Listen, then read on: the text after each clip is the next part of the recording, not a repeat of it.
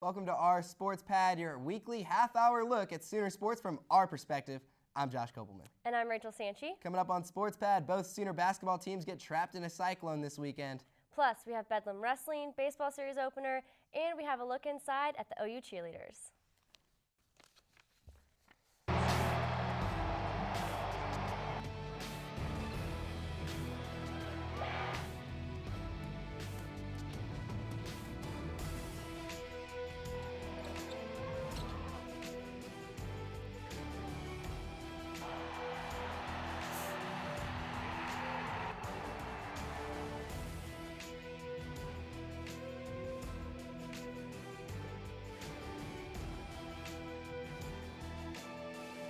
Hello and welcome to our Sports Pad. You know, Rachel, places like Hawaii, New York, Las Vegas, they make great travel destinations. Ames, Iowa, not so much. Especially if you're an OU basketball team, because both teams were there on Saturday and the Cyclones just were way too much. The Sooner women fell to the Iowa State Cyclones 77-71 after a failed run in the second half. The loss puts the Sooners in the third place in the Big 12 after being tied with A&M for second with last Wednesday's win over Kansas State. Both teams shared a 16-8 record before entering the contest, but Whitney Hand went straight to work, driving in right here for the 2. Hand led the Sooners in scoring, adding another basket right here with the jumper. Hand Harden gets it to low, and Sierra gets in for 2. Eldberg was cold in the first, but caught fire in the second to finish with 12. The Wildcats kept it close, but the Sooners finished strong to win the match 68-62. On the men's side of the court, OU's continued its slide, losing 80-69 in Ames to the Iowa State Cyclones. The Sooners could not slow down Scott Christopherson, who put up 25 points and hit 5 3-pointers.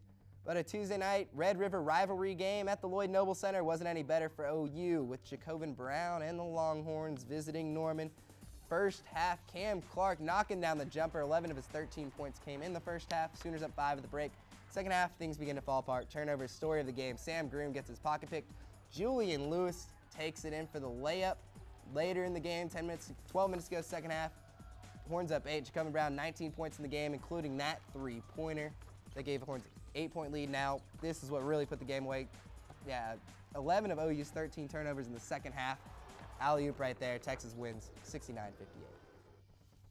OU is on a 6-game losing streak now. The Sooners host another rival on Wednesday, Oklahoma State, before traveling to Baylor on Saturday.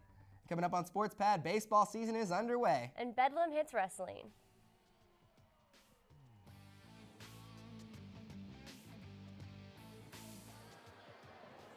Ladies and gentlemen, we invite together in singing the Oklahoma State song. Baseball season is underway in Norman, and before the weekend season opening games, OU head baseball coach Sonny Galloway talked about the importance of timely hitting at Media Day. You know, we hit over 300. I think we've led the Big 12 in home runs for several years, and you know, we've always been very, very good offensively, but that doesn't always equal winning ball games. And you know, it's timely hitting, it's manufacturing runs, and I feel like down the stretch, Oklahoma baseball team lost its final game and dropped its opening series of the early season. The Sooners were unable to hold on to an early 3-0 advantage on Sunday and fell 7-6 against Pepperdine. Although playing in Malibu, California doesn't sound bad at all, the game was shortened to 8 innings after a travel curfew came into effect. The Sooners' home opener is Friday against Hartford. The women's tennis team had mixed results this weekend as it played twice here in Norman. The Sooners took down Iowa on Saturday 5-2, but came up short against TCU on Sunday 4-3. The ladies are struggling to get back on track after losing the last 3 matches in a row. Oklahoma has struggled in doubles lately, but sophomores Whitney Ritchie, Marie-Pierre Huey, and Whitney Wofford had strong victories in both singles and doubles. Whitney Ritchie spoke on the progress of the women's team. The wins will come. I mean, the younger players, I think they're starting to figure it out. So I think, you know, if us older girls just keep doing our part, I think the younger girls, I think they're going to start, you know, figuring it out, and I think we're going to start winning a lot more of these matches. The OU wrestling team clashed with the Oklahoma State Cowboys in their annual Bedlam matchup. In their last home duel this season, the Sooners came out fighting. In the 141-pound weight division, Kendrick Maple picked up his 13th major decision of the year by crushing OSU's Julian Fickert. Later on, Matt Lester picked up OSU's third major of the meet. Mark Cody is loving it.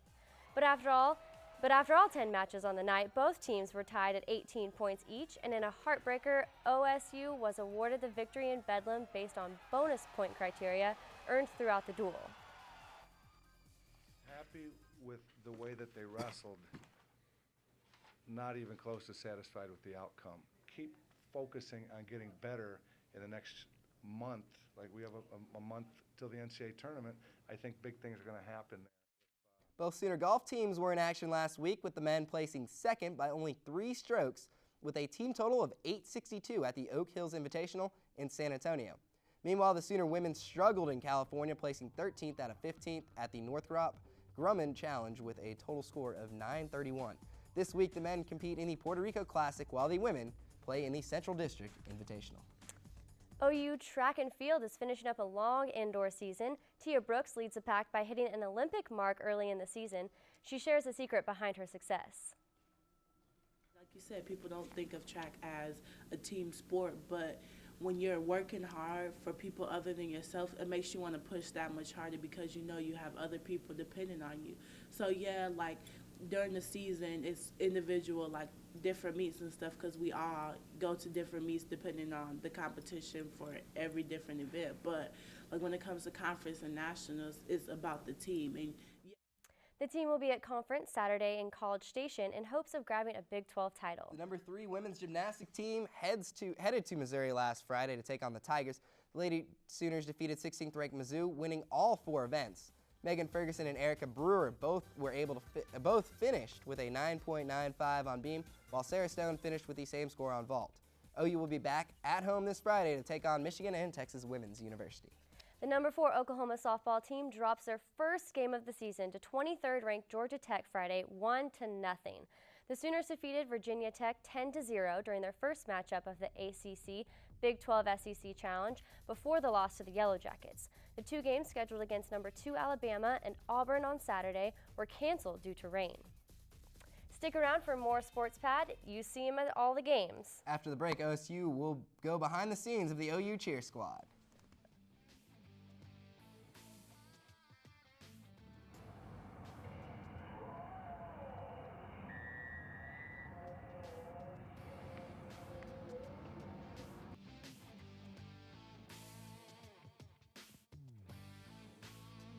You may have seen all of the spirit groups on the sidelines, but there are several aspects of their daily routines that you don't see. OSP has the inside scoop on what the cheerleaders do behind the scenes. You see them at several campus events, at the football games, at the basketball games, and several other sporting events. But what you don't see is the countless amount of hours that they put into practice.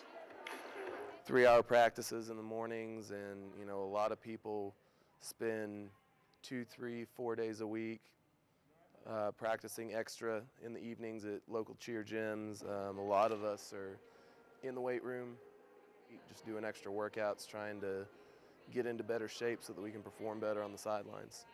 We do have hours of practice just like everyone else. We train, and so while people see a lot of just like motions and stuff like that, there's definitely an athletic part that's just as hard as any other sport. The OU cheer squads are under the leadership of head coach Carrie Chard and spirit coordinator Kip Sanders. The coaches discuss with the team about the scheduling of all the events they go to. Although the favorite event of most members seems to be pretty obvious. It's got to be football games.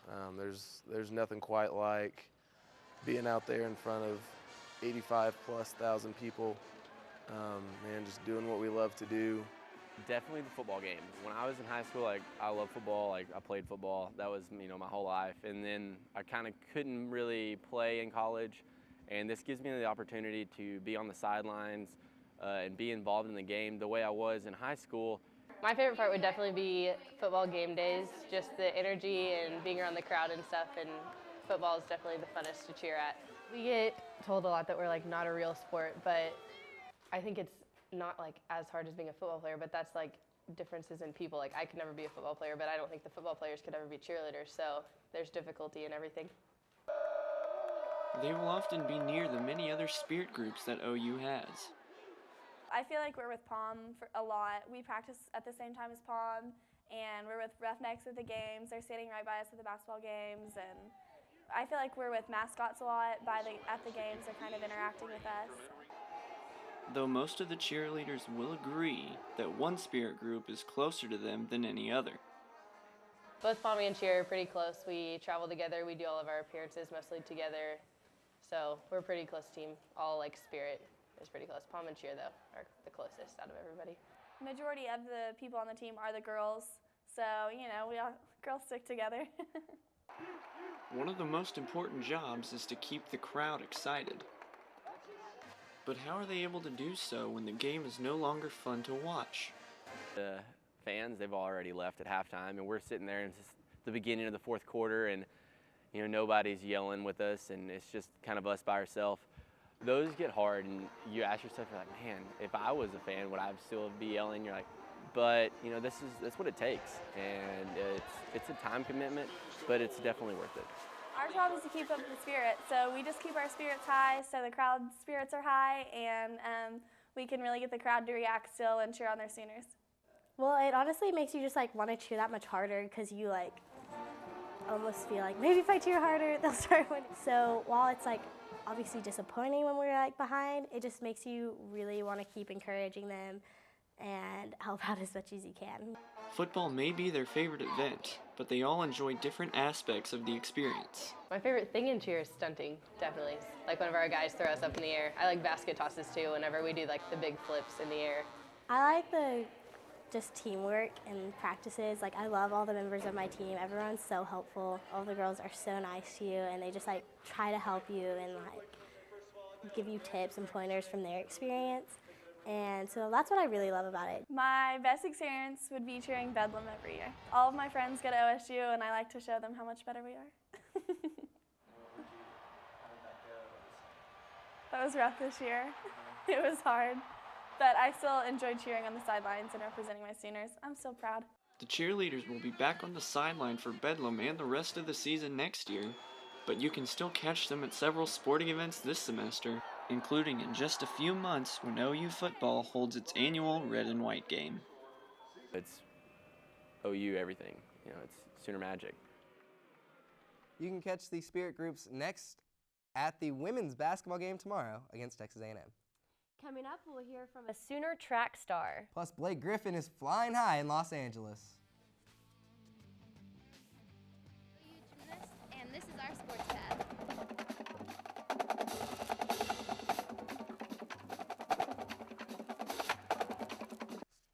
Welcome back to our sports pad. Kevin Kues is here with OU track star Eric Harasyn.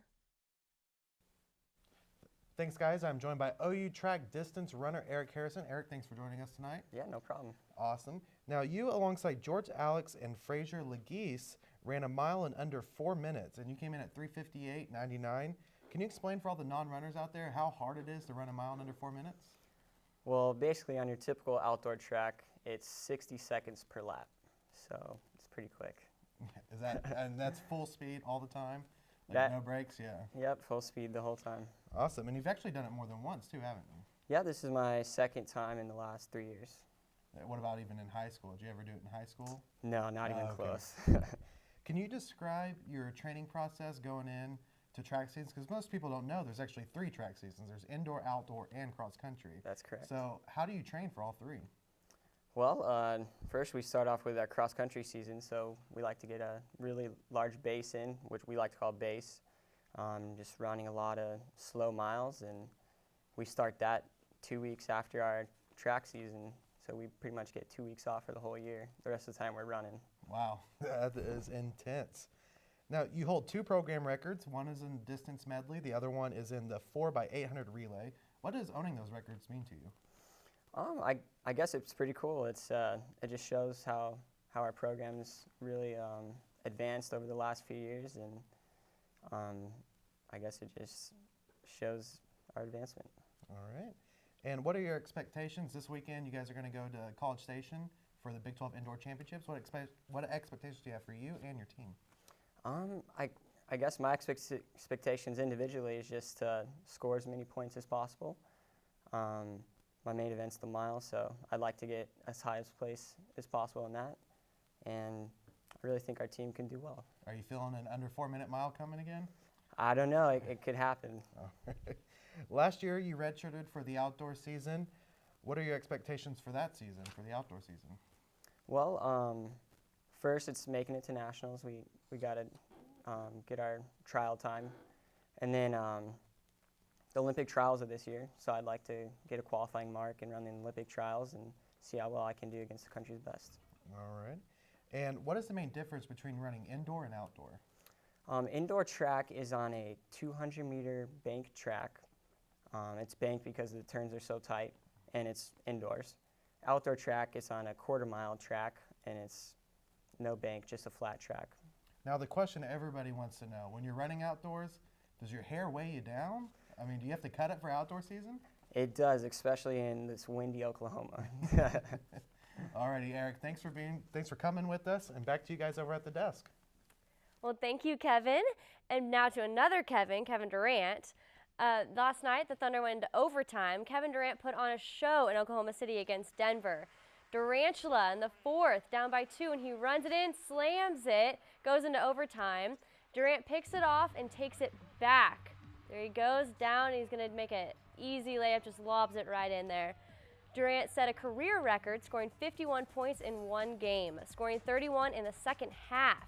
The Thunder took home the win, 124 to 118. All right, Rachel, let's go to the Blake Show out in L.A. Blake Griffin, Eric Bledsoe on the fast break, dumps it off to Griffin with the jam. He's pretty good at that dunking thing, right, Rachel? Yeah. But the Clippers, not as great of a night. Down by 3. Chris Paul for the tie, no good. Spurs end up winning that one, 103 to 100. Sports Pad is going to take a quick time out. After the break, our experts will try to break down OU's basketball slump. Okay, Boomer, let's get okay, Boomer, let's get.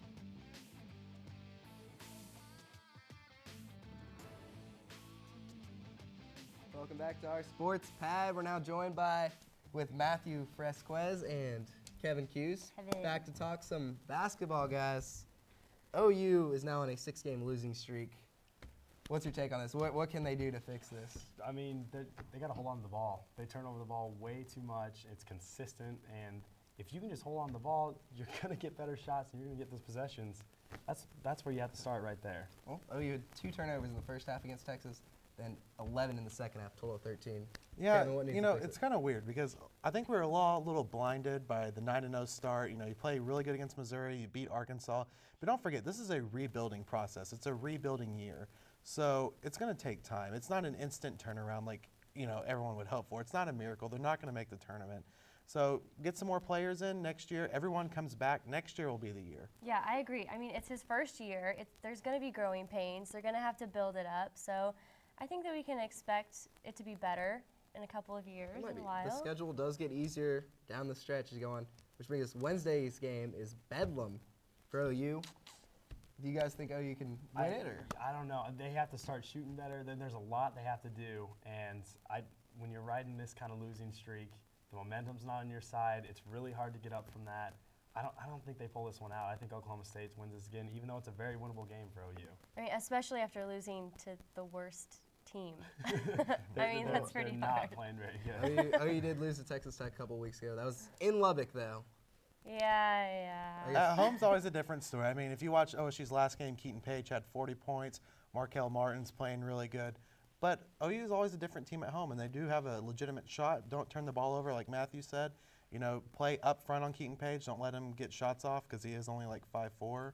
So, I mean, they do have a legitimate shot. Jumping up to the NBA, Thunder, first place in the NBA, running away, really just running away with it. But they also got the San Antonio Spurs starting to catch up. The Spurs have won 10 in a row now. Guys, will they be able to catch the Thunder? Can the Thunder stay ahead of them?